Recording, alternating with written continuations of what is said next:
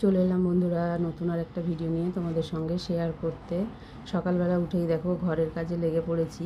পাখা মুছতে বলে বলে বাড়ির ছেলেরা কিছুতেই মুছে দিল না, তাই ভাবলাম আমি একটু ঝাঁটা দিয়ে পরিষ্কার করি। আর এখন গরম পড়েছে, মানে পাখা তো আমাদের সঙ্গী।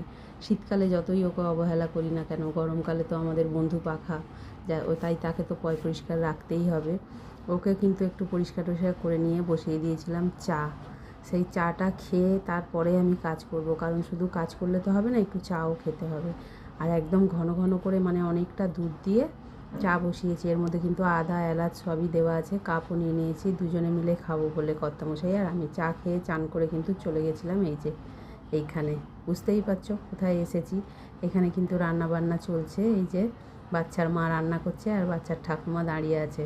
তারপরেই দেখো রান্নাবান্না মোটামুটি কমপ্লিট। কী কী রান্না হয়েছে তোমরা নিজেরাই দেখো। এখন কিন্তু থালা গোছানো চলছে, মানে খাবার দাবার গুছিয়ে তোলা চলছে। পুটকে আজকে প্রথম ভাত খাবে বলে কথা, ওই জন্য এই যে শুক্তো মাছ ভাজা সব রকমই ছিল। 7 রকম ভাজা করেছে, পায়েস করেছে, মাছ করেছে, শুক্তো করেছে। আর এইখানে দেখো ছিল ইঁচড়ের তরকারি। একদম পাঁঠার মাংসর মতো দেখতে হয়েছে, নামই তো তার গাছ পাঁঠা, তাই জন্য কিন্তু একদম পুরো পাঁঠার মাংসের মতোই দেখতে হয়েছে। তারপরেই দেখো থালা গোছানো হয়ে গেছে, পুটকে খেতে বসে গেছে। একদম সব কিছু গুছিয়ে টুছিয়ে পরিপাটি করে কিন্তু পুটকেকে দেওয়া হয়েছে।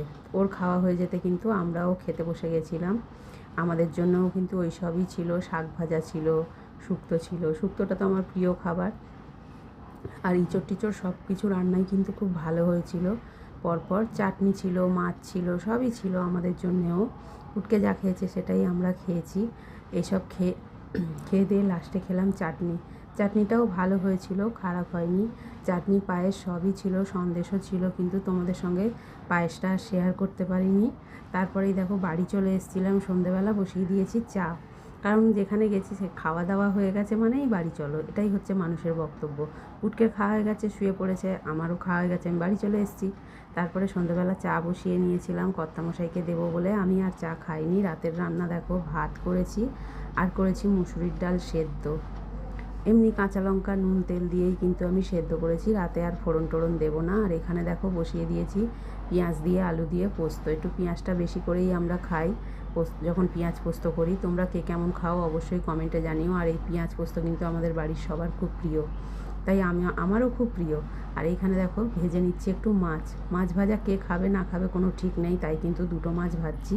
যদি কেউ না খায় আমি একাই খেয়ে নেবো, সেই হিসেবে আমি একটু মাছ খেতে ভালোই বাসি। আর এই মাছটা আমাদের বাড়ির কেউ খেতে ভালোবাসে না। যাই হোক, এই হলো আমার আজকে সারাদিন। তোমরা কীভাবে কাটালে অবশ্যই কমেন্টে জানিও। দেখা হচ্ছে পরের